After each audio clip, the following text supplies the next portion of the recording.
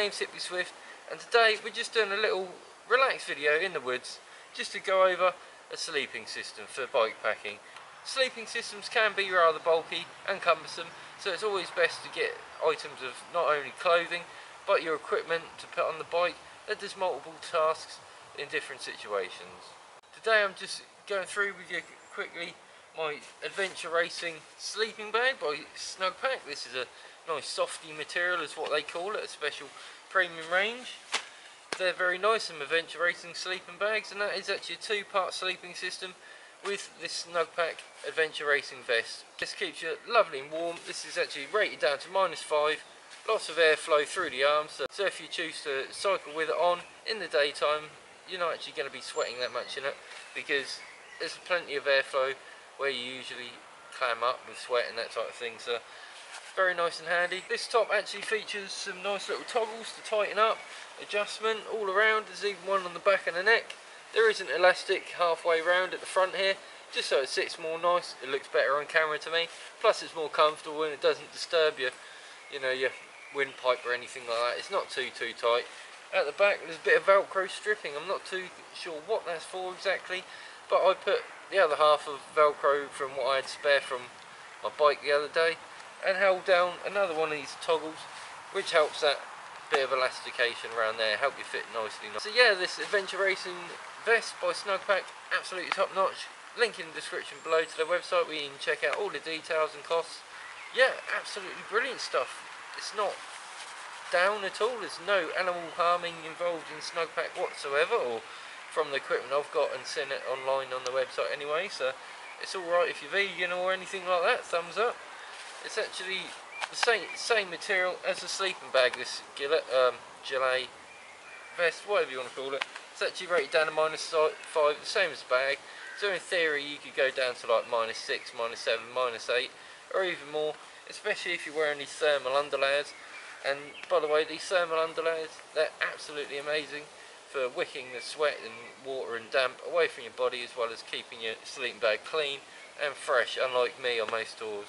Along with the underlayers, vest and sleeping bag, I've actually got some Snugpak socks. You can't really see them at a minute, they're just socks, but I find they wick all the moisture away and you actually have drier feet than usual. No idea why. But along with these Snugpak sock liners, I also have some, I think these are called technical socks I believe. I also have some merino wool socks that Snugpak do, that I specifically wear only in my sleeping bag at night, just to keep my feet extra dry, extra warm, and you know, you're not waking up with cold feet every 10 minutes.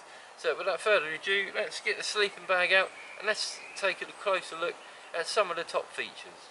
The sleeping bag system itself is a very nice material, the same as the vest, as I say, made by Snugpak. It's the adventure racing line. Main features of this is a 1/3 length zip. Cool, that's bright orange, I tell you. Good for finding you a camp again if you get lost. Yeah, basically the centre zip, absolutely perfect for getting in and out of a bivy bag system. A bivy bag's what you put over your sleeping bag, like a giant bin liner effectively, to keep your sleeping bag dry and wind free throughout the night. And apparently this is quite wind repellent material, so you shouldn't have too much trouble under a tarp like this if it isn't raining in the summer. Along with that feature, it's also got, very common nowadays on most sleeping bags, but it's got a nice little drawstring liner. I like this. I have had a sleeping bag before where it had one on the other side as well, which I did like, but this one's only got one, which does save the weight and it's less to go wrong, if you know what I mean. So I would let you guys know, obviously, if this was an inconvenience at all, just having one, but so far I've had no issues at all.